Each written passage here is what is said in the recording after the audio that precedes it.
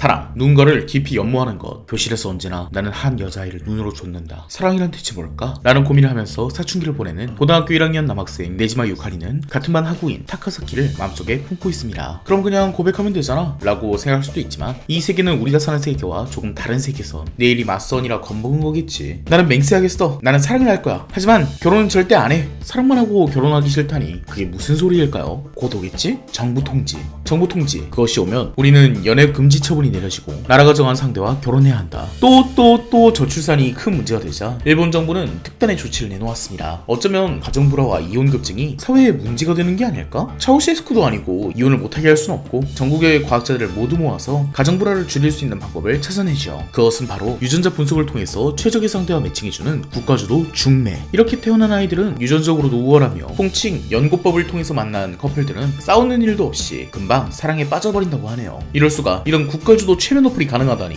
이 세계에서는 자유연애로 인한 심리적 박탈감도 없습니다. 집신도 제 짝이 있다는 말처럼 오타쿠 취향인 남성은 그런 취향을 이해해줄 수 있는 여자를, 까불대는 남자를 좋아하는 여자는 그것에 맞는 남자를 만나게 되죠. 성향, 취미, 외모, 성격, 직업, 심지어는 속궁합까지 국가가 주도해서 성교육까지 시켜줍니다. 둘이 실습도 하라고 하네요. 이 미친 성진국 같으니. 산 사람의 유전자를 완벽하게 분석해서 그것에 맞는 인간을 매칭시켜준다니. 이거보다 완벽한 결혼은 없을 겁니다. 덕분에 결혼율과 출산율도 마구 치솟았죠. 이 작품의 배경은 이미 연고법이 신설된 지 두세 대나 지난 시점. 주인공들의 부모님들도 대부분 정부 통지 상대와 결혼하죠. 하지만 국가적으로 완벽하게 좋은 상대라고 해서 꼭 해야 되는 건 아니지 않을까요? 여러분들은 아침에 규칙적으로 일어나서 1시간 조깅을 하고 밥도 저염저당식으로 먹는 게 좋다는 걸 알면서도 자유롭게 다른 짓을 하고 싶지 않습니까? 행복이 보장되어 있는 정부 통지 결혼 대신 굳이 자유연애 결혼을 택하는 사람들도 이 세계관에서 있기는 있습니다. 자유연애 결혼을 했다고 해서 불이익을 갖는 경우도 거의 없습니다. 정부가 정해준 상대와 맞지 않음을 소명해야 돼서 상당히 귀찮은 작업이 있긴 하지만 그 정도 귀찮음도 감수 못할 사랑이 어디겠습니까? 또한 정부 통지는 태어나자마자 주는 것이 아니라 고등학교 2학년을 전후해서 주기 때문에 그 이전부터 사랑을 해왔던 상대가 있다면 현실에선 잘 안 보이는데 만화에서만 자주 보이는 소꿉친구 커플 같은 게 있다면 그들은 생이별을 해야 되는 상황인 겁니다. 마치 오늘의 주인공 네지마 군처럼요.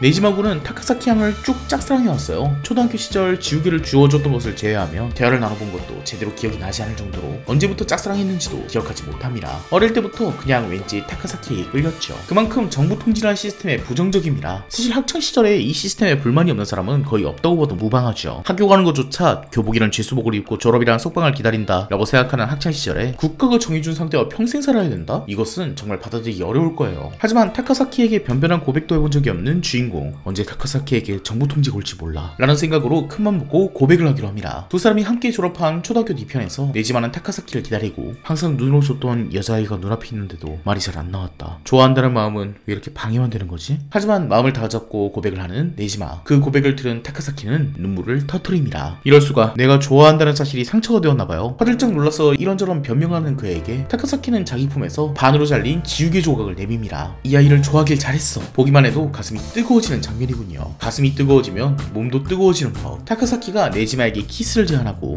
이야, 고등학교 1학년 대단한데요? 그렇게 서로의 사랑을 확인하던 도중 네지마 유카리에게 정부 통지가 날아옵니다. 이 사람들은 타카사키랑 키스하던 거 다 본 거 아니에요? 그 정부 통지에 쓰여있던 것은 사나다, 리리나, 타카사키, 미사키가 아니었습니다. 네지마 생일 축하해. 나 사실은 오늘 안 올 생각이었어. 내 마음도 평생 말할 생각이 없었고 오늘 이 30분간의 추억만으로 난 앞으로 70년을 살아갈 수 있을 것 같아. 그러니까 네지마도 그렇게 생각해주면 고맙겠어. 네지마 군보다 확실히 타카사키 양이 마음이 성숙한 친구네요. 서로 좋아한다는 사실을 알리면 서로의 마음이 통했다는 기쁨이 오겠지만 후에 올 정부 통지로 인한 이별이 더더욱 큰 슬픔으로 다가올 테니까요. 나는 타카사키를 좋아하고 타카사키도 나를 좋아한다. 왜 두 사람은 이어질 수 없는 걸까요? 그리고 방금 나온 또 한 사람, 사나다 리리나. 맞선에서 만난 사나다 리리나는 한 바퀴 돌아서 같은 입장에 서 있는 아이입니다. 맞선에서 계속 타카사키 생각을 하며 사나다에게 무리하게 대한 네지마군. 전형적인 아가씨 캐릭터인 사나다 양은 네지마군이 왜 그렇게 어리 빠졌었는지 물어봅니다. 난 줄곧 좋아하던 사람이 있었어. 최근에야 걔가 날 좋아한다는 사실을 알게 되거든. 하지만 오늘 아침에 걔한테 싫어한다는 말을 들었어. 약혼 상대에게 다른 여자 얘기를 하다니 네지마군도 참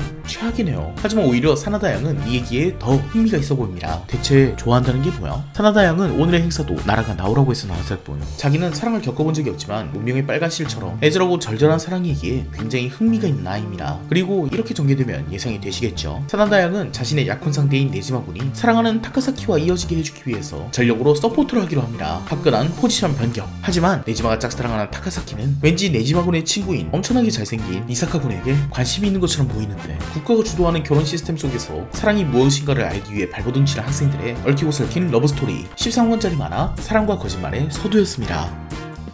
인간의 사랑이란 어떤 걸까요? 사랑과 거짓말의 소재인 사랑은 양쪽에서 그 실체가 위협받습니다. 처음으로 사랑을 위협하는 것은 사랑에 들어가 있는 여러가지 막연한 긍정적 이미지들. 사랑은 행복한 것이다, 사랑은 옳은 것이다, 사랑은 무엇보다 강하다, 사랑은 고결하다, 이 이미지들을 발가벗기는 데 있습니다. 이 작품에서 네지마는 타카사키를 사랑한다고 하지만 사랑하는 것이 과연 어떤 것인가에 대해서는 뭐라고 대답할 수가 없습니다. 특히 정부 통지란 녀석이 그 부분을 기가 막히게 들고 있는데요. 이 작품에 나오는 정부 통지는 진짜 최면 어플이어도 되는지 주인공 네지마는 점점 사나다에게 사랑을 느껴갑니다. 사나다와는 취미도 대화방식도 성향도 맞고 타카사키보다 서로를 존중하며 심지어 몸의 대화를 나눌 때 타카사키보다 더 야하게 묘사되는 부분도 있죠. 여기서 첫 번째로 하나의 이미지가 붕괴함이라 사랑은 단 하나뿐인 고결한 것인가? 네지마가 타카사키에게 느낀 것이 사랑이라고 치더라도 작품의 후반부로 가면 거의 비슷비슷한 수준으로 두 사람을 동시에 사랑하는 모습으로 보입니다. 하지만 정부 통치란 가상의 시스템이 아니더라도 일부 일처제 사회에서 폴리아모리 해버릴 수도 없는 노릇이고 이렇게 되면 사실 타카사키를 골라야 할 이유 중 가장 큰 부분이 사라지는 거거든요. 두 사람을 똑같이 사랑한다면 뭐하러 난관이 예상되는 쪽을 고르는가? 하지만 아주 어린 시절부터 사랑하게 된 그 순수한 감정이 아름답기 때문에 타카사키에게 더 큰 끌림이 있다고 생각하게 될 수도 있습니다. 하지만 이 작품은 그것 역시 부정하죠. 이 작품에서 꾸준히 나오는 내용이 자유연애를 보고 그냥 성욕 아니야? 라고 생각하는 부분인데요. 정부 통지 대상은 국가가 정말 여러가지를 한 번에 고려해서 최적의 상대를 고르는 겁니다. 하지만 주인공 그리고 주인공뿐만 아니라 자유연애를 주장하는 캐릭터들은 자신이 사랑하는 상대에게 첫눈에 반했다 라고 주장하죠. 그 첫눈에 반했다 라는 말이 참 로맨틱해 보이는데 사실 자세히 따져보면 결국 외면에 반했다 라는 말밖에 안 되거든요. 주인공 네지마도 타카사키에게 끌린 이유 말도 별로 안 섞어봤는데 계속 눈이 갔던 이유가 아마 그녀의 외모 때문일 겁니다. 그럼 외모가 가장 큰 영향을 줘서 다른 부분들을 경원시하게 되어서 나중에는 성격 차이로 헤어지게 되거나 성향 차이로 싸우게 되는 자유연애가 과연 정부 통치보다 나은 점이 뭐가 있겠냐는 거예요.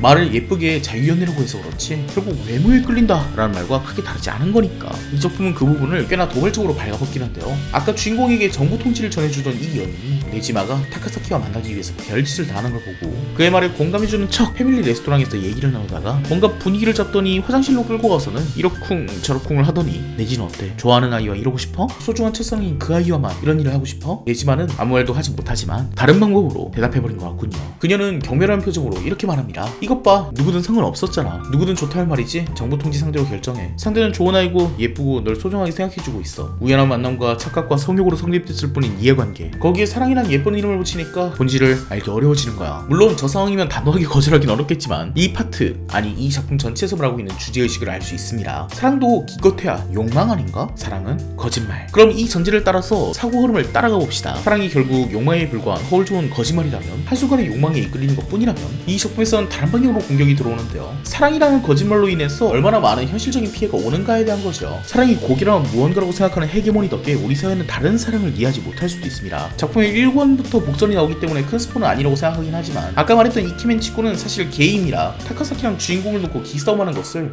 타카사키는 미사카 군에게 관심이 있구나 라고 생각해버린 거죠. 이 부분을 보면 동성애자에겐 오히려 정부 통지 쪽이 더 인권적인 모습을 보입니다. 성적 지향을 사람들에게 밝히지도 않고 동성애자들끼리 만나기 위해서 특정한 사이트 등에 접속할 필요도 없으며 그저 정부에만 커밍아웃을 하면 자신과 성향이 맞는 동성애자와 만나게 해주죠. 물론 미사카 역시도 네지마를 짝사랑하고 있다라는 자유연애를 원하는 부분이 있긴 하지만 이 부분은 오히려 현실을 꼬집고 있는 부분입니다. 동성애자나 혹은 현실에서 그 고결한 사랑이라는 헤게모니 때문에 거부되고 받아들여지지 않는 사람들이 얼마나 많은가에 대해서 이야기하는 것이죠. 사랑이 단순한 욕망, 선하지도 악하지도 않은 본능적인 욕망에 불과하다고 생각되면 어떤 사랑이든 받아들이지 않을 이유가 없습니다. 폴리아모리든 동성애든 뭐 내 알 바 아니죠. 사람들은 자기가 생각하기에 아름다운 사랑이라는 이미지가 있기 때문에 오히려 타인을 배척하게 되는 부작용이 있는 겁니다. 물론 이런 헤게모니에 대한 문제는 이 세계에도 이미 있습니다. 정부 통치 결혼이란 것이 너무 스탠다드가 되어버리니까 귀찮은 서류 작업을 제외하고서라도 자유연애가 갖게 되는 부작용들이 있죠. 자유연애를 선택하는 그 순간 나는 순간의 욕망 때문에 그런 뜻 선택을 한 걸까? 나는 나 스스로의 정상성에 궤도에서 이탈한 걸까? 라는 의문이 생기게 됩니다. 그래서 처음에는 죽고 못 살아서 자유연애를 하던 사람들도 나중에는 계속 의문을 갖게 되죠.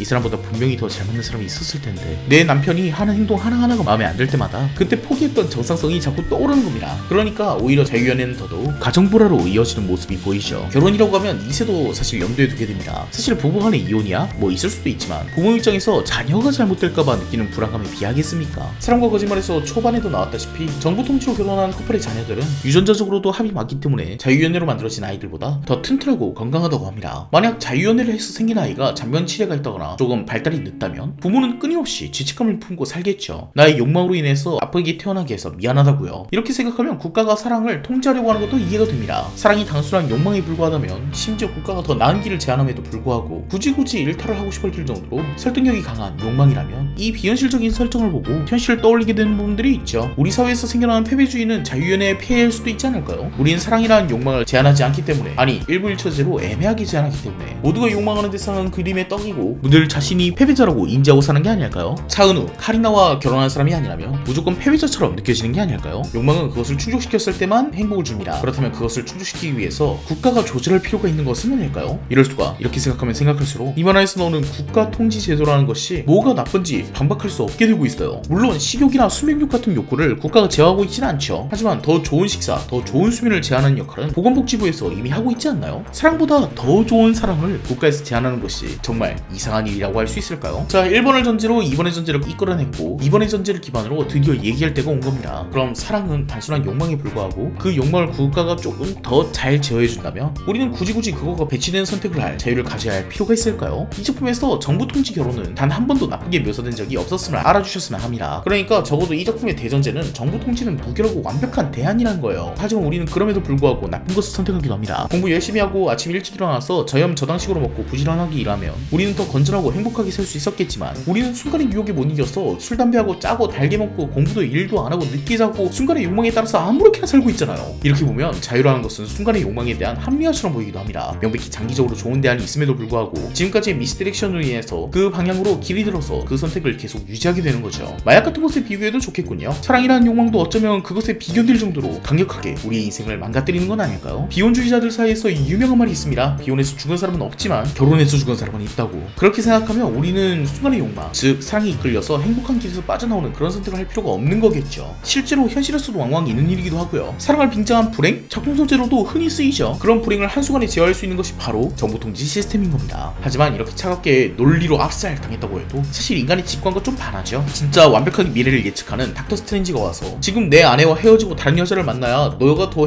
행복해진다라고 차갑게 이야기했다면 몇 퍼센트의 사람들이 애인을 바꿀까요? 완벽하게 미래를 예측하는 사람이 당신의 여자친구와 헤어지면 일이 더 잘 풀릴 겁니다 라고 한다면 헤어질 사람이 몇이나 될까요? 사실 사랑을 하는 것은 원래 바보 같은 짓입니다. 그 행위로 우리의 수많은 가능성들이 묶이게 되죠. 결혼하기 전에 사람들은 수만 번 생각합니다. 이게 내 최선일까? 이게 내 최고의 상태일까? 나는 미래에 후회하지 않을까? 하지만 결혼하는 사람들이 모두 나는 최선을 선택을 했고 후회하지 않을 거야 라고 생각해서 결혼하는 건 아닐 겁니다. 저는 이쪽이 오히려 더 사랑에 가깝다고 생각해요. 이 사람 때문에 다소간의 손해를 본다. 그렇다고 해도 난 이 사람과 함께 하겠다. 명백하게 나쁜 방향이라고 해도 지옥에 떨어져도 난 이 사람 손을 잡고 떨어지겠다. 이렇게 생각하고 결혼하는 사람이 훨씬 더 많을 거라 자부할 수 있습니다. 이 사람과 헤어지면 더 행복할 거야 라고 하면 차갑게 생각하면 안 헤어질 이유가 없죠. 너도 행복해지고 나도 행복해진다 그러는데 그럼에도 불구하고 사랑은 불행을 받아들이게 합니다. 오히려 저는 이게 사랑의 위대함이라고 생각해요. 어떤 핍박을 받더라도 어떤 불행이 예상되더라도 그 사람을 위해서 받아들이기로 하는 거죠. 이 작품은 그런 판단의 근거가 없다 혹은 그 판단의 근거는 순간적인 욕망의 이끌림일 뿐 바보 같은 결정일 것이다 라고 확정하고 있지만 그럼에도 불구하고 그 바보 같은 결정을 하는 사람을 낮잡아 부르만은 아닙니다. 오히려 작품 끝까지 일관된 주제의식으로 이것을 말하고 있죠. 사랑은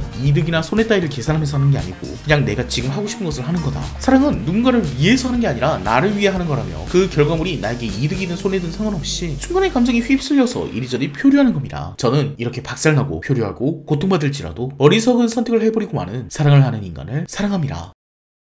라고 말하고 이 작품의 리뷰를 끝낼 수 있었다면 참으로 더할 나위 없이 좋았을 텐데요. 제가 좋은 부분만 얘기해서 그렇지 사실 이 작품이 좀 끔찍한 부분들도 있습니다. 중화가 안 되는 갓과 똥이 섞여있는 느낌이랄까요? 섹스 어필이 너무 심하다든가 개그 센스가 너무 끔찍하다든가 주인공이 붙은 영웅모를 고분 덕후라는 설정은 왜 있는 건지 모르겠다든가 사소한 문제점을 짚으려면 또 끝이 없습니다만 저는 결정적으로 이 부분을 비판하고 싶어요. 근데 이건 또 너무 거대한 스포일러라서 이 작품을 안 보신 분들은 좀 넘어가 주시길 바랄게요. 자, 다 나갔죠? 사실 1권에 복선이 있었는데 제가 의도적으로 빼고 소개해드린 부분이 있습니다. 사실 사실 정부 통제의 원래 대상은 타카사키였던 거죠. 뭐 그 뒤에 시한부니 타카사키의 희생이니 별의별 흥미 없는 반전의 연속이 나오는데 저는 정부 통제의 원래 대상이 타카사키였던 부분에서 이 작품에 대한 평가가 수직 낙하해버렸어요. 왜냐면 제가 지금까지 양두구역했던 내용들은 타카사키가 정부 통제의 대상자가 아니었기 때문에 작동하는 내용이거든요. 실제로 작품 중후반까지 그 기조를 유지해요. 타카사키를 선택하는 건 불행으로 향하는 충동이고 산나다를 선택하는 게 행복으로 향하는 노잼 선택지죠. 이 사이에서 방어하는 전개는 사랑이란 것이 어떤 것인가에 대해서 생각하게 만드는 부분이 있어서 참 좋았는데요. 타카사키가 원래 정부 통치 대상자다 그러면 이 내용이 대체 무슨 의미가 있는 거죠? 타카사키를 선택해도 유전적으로 좋은 아이가 태어날 거고 사귀면 완벽하게 행복한 가정이 이루어질 거고 불행이라고는 1도 없는 사랑스러운 가정이 되겠네요. 오히려 정부 통치에 대항하는 자유연애의 상징이 완전히 사라져버린 결과가 나왔잖아요. 네지마에 이입해서 어떻게 할지 고민하던 내 시간이 전부 바보같이 느껴져 버렸다고요. 타카사키도 사실 정부 통치 대상자에 불과하니까 심지어 사나다보다 먼저 선택되었으니 타카사키보다 훨씬 더 유전적으로 잘 맞겠네요. 그럼 타카사키를 선택하는데 어떠한 장애물도 없어졌는데 어떤 딜레마로 그럼 독자를 설득하느냐? 그 설득 장치가 진부하기 짝이 없는 시한부 설정입니다. 간단하게 요약하자면 타카사키를 선택하면 죽어요. 국가가 꼴랑 타카사키랑 결혼 안 하는 조건으로 연명치료를 계속해준다는 것도 핍진성이 떨어져서 집중도가 확 낮아지는 것도 문제인데 앞에 나왔던 수많은 딜레마는 전부 무슨 의미가 있어진 거예요. 그럼 그냥 아예 새로운 딜레마로 판이 완전히 바뀐 거잖아요. 돼지갈비집도 아니고 그냥 불판을 뒤바꿔버렸어요. 물론 작가의 의도는 이건 것 같아요. 타카사키를 선택하면 단순한 불행이 아니라 그냥 죽음이라고 하는 절대적이고 끔찍한 것을 선택할 자신이 있는가? 라는 부분인 것 같은데 이러면 자유연애는 불행이다 해서 타카사키를 선택하면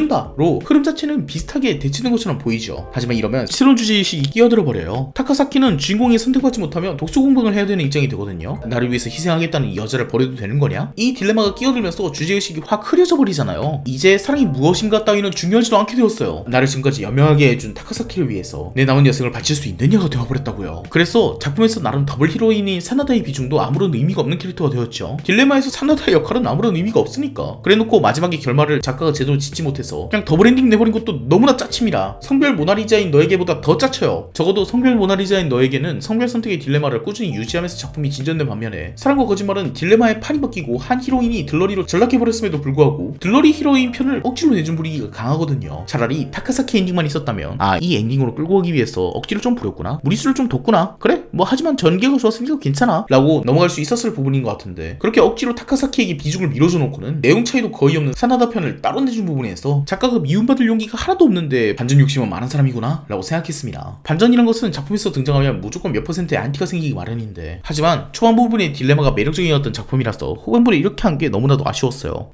다음 리뷰에서 뵙죠. 끝까지 봐주셔서 감사합니다.